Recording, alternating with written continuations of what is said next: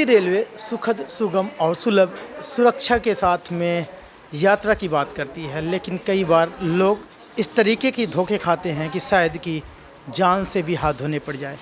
कुछ इस तरीके का मामला ये तमाम लोग जो बैठे हैं इनके साथ घटी है और ये घटना नई दिल्ली रेलवे स्टेशन की है। वहाँ से मामला अब फरीदाबाद में आई। यहाँ से एक बार उम्मीद लगाया जा रहा है कि इस परिवार को इंसाफ मिलेगा। इंसाफ पाने के लिए ये तमाम लोग जो बैठे हैं एक परिवार से हैं। ये सामने बैठे पीड़ित परिवार अपने आप को बता रहे हैं।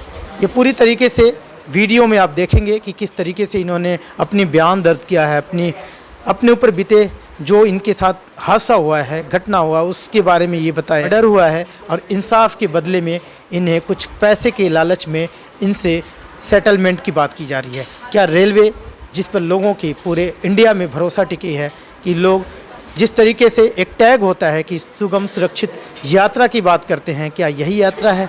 लोग जिस जगह भरोसा करके यात्रा करते हैं, आज इनकी यात्रा तो कहीं और की हो गई।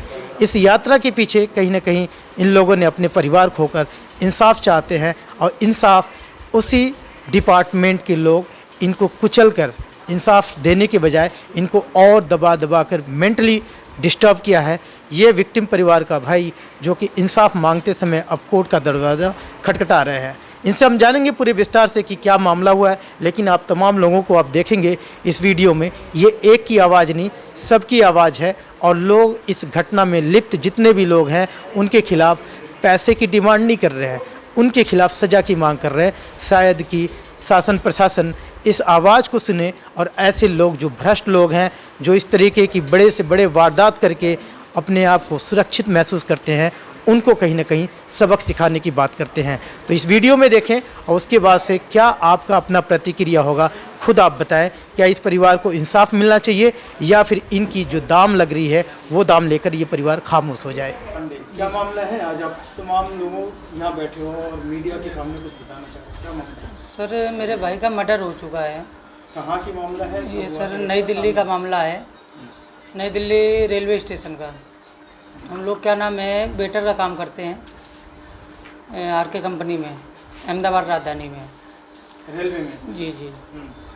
तो सर लड़कों से मतलब लड़के जो 2-3 लड़के ऐसे हैं सर, मतलब झगड़ा ही करते हैं ट्रेन में। वो लोग मेरे भाई को मारने पीटने लगे और वहाँ से नीचे फेंक दिया। कब की घटना है ये सर? 24 तारीख की घटना है सर। सर ये टिप का मामला है सर। हम लोग क्या नाम है गाड़ी में जो टिप वगैरह देते हैं, तो वो बोल रहा था कि हमें 1000 रुपये चक्कर चाहिए।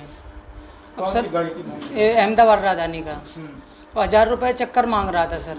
तो हम अपने घर से तो देंगे नहीं सर, नहीं हुआ। उस दिन मंत्री भी गए थे, MLA वगैरह भी गए थे सर, तो हम लोगों ने टिप नहीं किया और वो ज़बरदस्ती हम लोगों के पर्स छीनने लगा। तो हम सर पे खाना ले रखे थे सर, तो खाना गिर गया, वो लोग पर्स छीन, हम अपना पर्स लेने लगे उनसे, तो वो लोग मारपीट करने लगे और हम लोगों को नीचे फेंक दिया, दोनों भाइयों को। मारपीट करने का कोई रीज़न है? ऐसे ही अचानक कोई क्यों मारपीट करेगा? सर हमारी पर्स छीनने लगे थे, वो 1000 रुपये चक्कर मांग रहे थे हमसे, 1000 रुपये चक्कर हमको दो। तो हमारे पास नहीं है तो सर हम कहाँ से देंगे सर? हम लोगों के पर्स छीनने लगे, मोबाइल छीनने लगे सर। तो हम अपना बचाव करने के लिए हमने सर उनसे छीनने लगे कि हमारा लाओ। तो वो लोग सर मारने लगे, वो 4-5 लोग थे, तो वो लोग मारने लगे और मार के नीचे फेंक दिया हम लोगों को। वहाँ से ना सर हम लोगों को कोई गाड़ी मिली, ना एम्बुलेंस मिली। भाई को लाद के वहाँ से रेड़ा में थैली में लाद के वहाँ से नई दिल्ली ले गया, नई दिल्ली से ऑटो करके फिर हॉस्पिटल ले गया। कौन से हॉस्पिटल? ये लोकनायक हॉस्पिटल सर। और इसके बाद पुलिस भी नहीं कोई सपोर्ट कर रही है। पुलिस सीधा कहती है समझौता कर लो, समझौता कर लो। तो हॉस्पिटल में क्या हुआ जब एडमिट किए? हॉस्पिटल में 2 ऑपरेशन हुए। पहला ऑपरेशन हुआ सर उसकी हड्डी जोड़ने का, दूसरा रॉड पड़नी थी सर। दूसरे ऑपरेशन में वो ऑपरेशन में गया तो है सर, और आया है तो वो हम लोगों को मतलब बोला नहीं है कुछ भी, बेहोशी हालत में वो रहा है और डॉक्टर ने 2 घंटे बाद बोल दिया उसकी मृत्यु हो गई है सर। हमें पुलिस भी सपोर्ट नहीं कर रही, पुलिस दबाव बना रही है कि सुलहनामा कर लो, तुमको जो चाहिए पैसा ले लो, सुलहनामा कर लो, ये कोर्ट कचहरी के मामले में कुछ नहीं है। हम लोगों को पुलिस हम जाते हैं जब भी तो ऐसे ही करके भेज देती है सर। कोई कागज़ मांगते हैं, कागज़ नहीं देती है, बोलती है हमारे पास कोई कागज़ नहीं है, जाओ यहाँ से। और उनके जो दूसरी पार्टी है सर जिन्होंने मारा है, वो लोग हॉस्पिटल में भी धमकी देते रहे आज रोज़ आके। जब तक हमारी फैमिली वहाँ पे जीजा रोग रहते थे, जब तक नहीं आते थे। शाम को 7:30-8 बजे आते थे वो लोग, 4-5 लोग। किसने मारा, कौन लोग हैं वो जिन्होंने? वो सर एक है यार्ड मैनेजर आपका क्या नाम है, प्रदीप सिंह, और हमारा जो मैनेजर है गाड़ी का सुनील रजौरिया, और एक शताब्दी का यार्ड मैनेजर है अनिरुद्ध। और जो लड़के हैं जो 2 लोगों ने जो फेंका है, जो डंडा और ये से लट्ठे से हम लोगों को मारा है, वो एक तो निर्भेश है और एक पुष्पिंदर है सर। तो आप लोगों ने जब थाने पे कंप्लेन दिया तो उसके बाद से किसके पास था, आईओ कौन था और क्या आप लोगों को बताया जाता है? ये कुलदीप जी हैं हेड कांस्टेबल, उनके पास केस है सर। ना तो एसएचओ साहब बात करने के लिए तैयार है, वो बोलते हैं कि जिसके पास केस है उसके पास जाओ। एसआई यादराम जी हैं, उनके पास जाते हैं, वो बोलते हैं हमारे पास केस नहीं है। पोस्टमार्टम करवाने वही आए थे, लेकिन उनके पास हम जाते हैं कि सर हमको कागज़ दिलवा दो, क्या कार्रवाई हुई। बोले हमसे कोई मतलब नहीं है, सीधा आप कुलदीप जी के पास जाओ। कुलदीप जी के पास जाते हैं तो वो सीधा बोलते हैं कि हमारे पास वो पार्टी मिलना चाहती है, मिल लो, इसमें कुछ फ़ायदा नहीं है, जो भी 2-4-10 लाख रुपए दे रहे हैं ले लो चुपचाप और केस को ख़त्म कर दो, यहीं रफा दफा कर दो। ये आईओ बोल रहे हैं? आईओ बोल रहे हैं कुलदीप जी, कुलदीप सहदेव हेड कांस्टेबल हैं। उनका क्या है इसमें राइट है कि वो ऐसे? वो सर हमें लग रहा है सर उन्होंने पैसा खा चुके हैं, क्योंकि हमने उस दिन भी, जिस दिन मैं हुई ना, उस दिन भी बोले तो बोले आप चलो पकड़ने के लिए, आप साथ में चलो मेरे। अब सर हम अपने भाई को देखें कि हम उनके गांव जाएं सर, वो ये चीज़ बोलते हैं। और इसमें क्या नाम है, कोई मतलब कोई कागज़ देने को राजी नहीं। बोले हम आपको कोई कागज़ नहीं दे सकते, हमारे पास कोई कागज़ नहीं है। जिन मैनेजरों और यार्ड मैनेजरों का आपने जिक्र किया और नाम बताया, तो इन लोगों से आपकी पटरी नहीं खाती थी? नहीं सर, ये चाहते थे कि आप लोग हट जाएं यहाँ से नौकरी से? सर जी ये 200 रुपये हर पेमेंट में लेते थे ज़बरदस्ती, और इनके मन का हम लोगों को करना पड़ता था, अने वहीं गाड़ी से उतार देते थे ये लोग। और जब ये लोगों का रीजन, ये लोग जब मारे हैं ना सर, वो जो लड़के हैं ना उन लोगों के साथ के हैं सर। मैनेजर लोगों को पैसा देते हैं वो लोग सर, 500-500 600 रुपये महीने वो पैसा देते हैं। हम लोग सर उतनी हम लोगों को कमाई नहीं है तो हम लोग नहीं दे पाते, फिर भी वो 200 रुपये हर महीने ले लेते सर। क्या वजह रही जो ये झगड़ा हुआ? वजह यही रही सर कि फर्स्ट एसी में ज़बरदस्ती भेजा, वो जा नहीं रहा था हमारा भाई, ज़बरदस्ती इन लोगों ने भेजा कि फर्स्ट एसी में आप जाइए, नहीं तो हम गाड़ी में नहीं चढ़ने देंगे। तो हमने कहा कोई बात नहीं, एक चक्कर चले जाओ। और इसके बाद वो कह रहा है, जो दूसरा लड़का उसके साथ में था, उसका पार्टनर, वो कह रहा है हमको 1000 रुपये चक्कर दो। तो सर हम जब नहीं कोई कमाई होगी तो हम कहाँ से 1000 रुपये चक्कर देंगे सर। तो वही पर्स से छीनने लगा, और पर्स छीन लिया तो वही हम बचाव करने लगे तो वो लोग मारने लगे आके सर। भाई का वहाँ पैर टूटा पड़ा, ब्लड बराबर जा रहा है, और ये लोग मारपीट कर रहे हैं दबा के। जब हमने कंपनी में जीएम को फ़ोन किया, तब क्या नाम है, कंपनी वाले ने फ़ोन किया उसको, फिर भी हम लोगों को हॉस्पिटल में आगे नहीं होने दिया। बोला कि तुम नहीं जा सकते हो, तुम्हारे पैर में चोट है, और मैं करवा लेता। अपना नाम वहाँ लिखा दिया भर्ती होने के समय, और सब। इसके बाद 2 लोग और आए थे, जो गौतम नाम का जीएम है शताब्दी का, वो बोला देखते हैं क्या उखाड़ लोगे। तो हमने कहा ठीक है, हम सर गरीब आदमी है, कुछ उखाड़ नहीं लेंगे, हमारे भाई का इलाज करवाओ कैसे। तो वो जैसे हम लोगों के जीजा को फ़ोन किया, जीजा लोग आ रहे थे फरीदाबाद से, वो लोग देखे तो भग गए सब लोग छोड़ छाड़ के वहीं से। बोले हम इलाज का पैसा देंगे, अभी तक 1 रुपया नहीं दिया सर जी ने उन्होंने। तो इस तरीके के जब केस है तो इसमें आपकी तरफ से बयान, स्टेटमेंट कुछ लिया? स्टेटमेंट दूसरे दिन लिया आके, 2.5 पेज का लिया है, कुलदीप जी ने लिया है आके सर, मेरे भाई का संकल्प कुमार पांडे का, और 1.5 पेज का मेरा बयान लिया है सर। और इसके बाद हम उनसे वही कापी मांगते हैं कि सर जो जो चीज़ें हमें दे दीजिए, वो चीज़ देने को राजी नहीं। FIR हुई है कि नहीं हुई? FIR हुई है सर, जिस दिन डेथ हो गई उस दिन FIR किया इन लोगों ने। कितना पुराना मामला है ये सर 24 तारीख को मामला हुआ है सर। हाँ नहीं, अगले महीने मार्च में, और 30 तारीख को उसकी डेथ हुई है सर। तो 30 तारीख को FIR? हाँ 30 तारीख को उन्होंने FIR किया, धारा 325 लगाया सर। और डेथ होने के बाद भी? डेथ होने के बाद लगाया।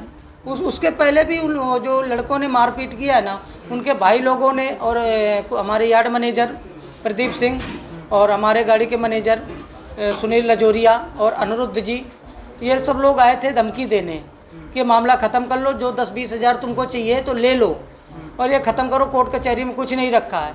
ये रोज़ धमकी देते रहे, बोले अच्छे से निपट जाए तो अच्छा है, नहीं तो फिर हम आ गए। ये सर वहाँ पे हॉस्पिटल में भी जाते रहे हैं सर, चोरी, वहाँ डॉक्टरों से मिलते रहे सर।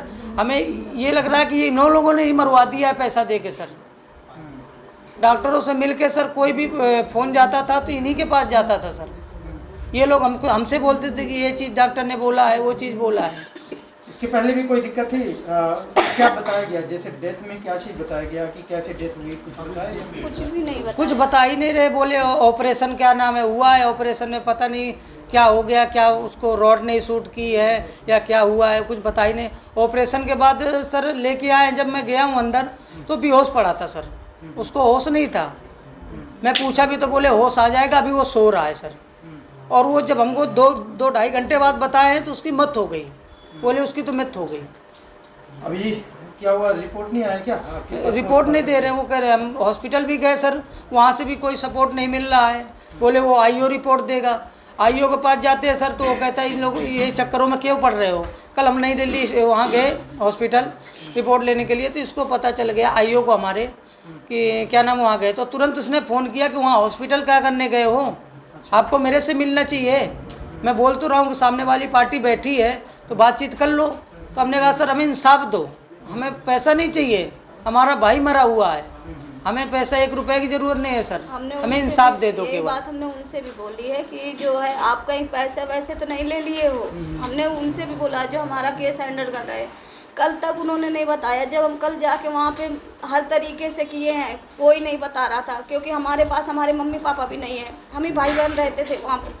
हमने डॉक्टर के सामने हाथ जोड़ के विनती किया कि हमारा सर कोई आगे पीछे नहीं, इस पीछे हम वो कर रहे हैं। तब डॉक्टर ने बताया कि पोस्टमार्टम की रिपोर्ट जा चुकी है। फिर हमने फ़ोन करवाया है उसी के पास कि आपको रिपोर्ट नहीं आई है, आप कहते हो रिपोर्ट नहीं आई हुई है, वो बोले कि रिपोर्ट अभी तक नहीं। हम गए, आप झूठ बोला, हम हॉस्पिटल में खड़े हैं। तो वो फिर चिल्लाने लगा कि रिपोर्ट आ गई है, वो रिपोर्ट नहीं है, उसका पता नहीं अंदर का कुछ गया हुआ है, वो 3 जगह जाती है। तो हम बोले जब जो गया हुआ जो मिल चुकी है आपको प्राप्त कर चुके आप उसको बता दो, उसका तो जवाब दे दो।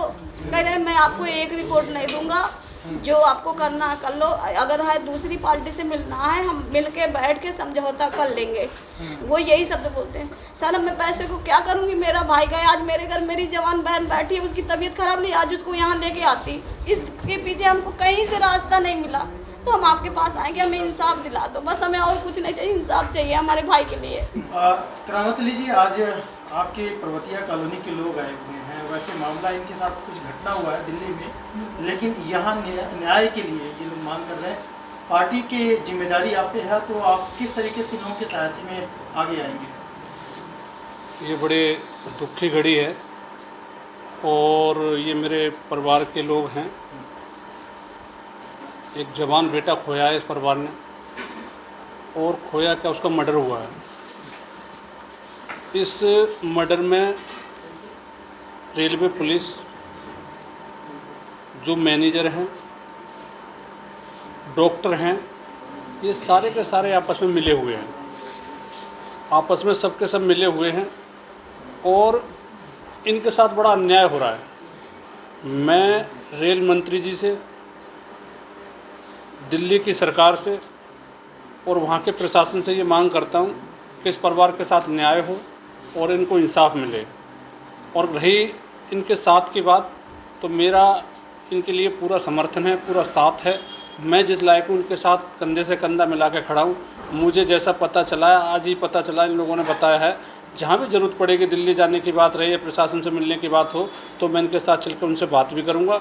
और साथ साथ इससे रेल मंत्री जी से भी ये मांग रखता हूँ कि भाई इस केस की जो है बिल्कुल निष्पक्ष जांच की जाए, जो दोषी पाए उसके खिलाफ कड़ी से कड़ी कार्रवाई की जाए। ये सोचनीय विषय है कि समझ में नहीं आ रहा, जब पुलिस सेवा सुरक्षा सहयोग की बातें करती है, सुप्रीम कोर्ट की सीधी सीधी डायरेक्शंस होती हैं कि आपको 154 CRPC में पहले मामला दर्ज करना है, एक व्यक्ति की मौत हो जाती है और पुलिस उसको 325 का मामला बताती है कि हड्डी तोड़ने का ये मामला है, हड्डी टूटने की वजह से उसका ऑपरेशन हो जाता है और उसकी डेथ हो जाती है। पोस्टमार्टम रिपोर्ट आने के बाद भी जो इसमें आईओ हैं वो 302 इजाद नहीं करते हैं, बल्कि एक सीधी सी बात इनके सामने रख देते हैं कि या तो आप कॉम्प्रोमाइज़ कर लीजिए, अदरवाइज़ मैं 325 में ये मामला कोर्ट में ले जाके चालान दे दूंगा, अगर सप्लीमेंट्री चालान की ज़रूरत होगी तो दूंगा। तो इंसानियत तो खैर पुलिस में पहले ही नहीं थी और इसकी भी कोई दो राय नहीं है कि वो कानून की पालना भी नहीं करना चाहते हैं। क्या लगता है पुलिस के द्वारा जो है मामले को कमजोर किया जा रहा है? सीधी सी बात देखने में आ रही है, एक व्यक्ति की मौत हो जाती है, पोस्टमार्टम रिपोर्ट आ जाती है और उसके बावजूद अगर पुलिस एक्शन नहीं कर रही है तो पुलिस कहीं ना कहीं इसमें रिश्वतखोरी करके इस मामले को कमजोर करने का प्रयास कर रही है। अगर पुलिस इस मामले को सही से नहीं देखेगी तो हम हाईकोर्ट दिल्ली में जाकर के अपील करेंगे और इसमें जो सेक्शन ईजाद करना होगा उसे ईजाद कराएंगे। देश दुनिया की हर लेटेस्ट खबर देखने के लिए सब्सक्राइब करें हमारे चैनल PNN को और साथ ही बेल आइकन दबाना ना भूलें।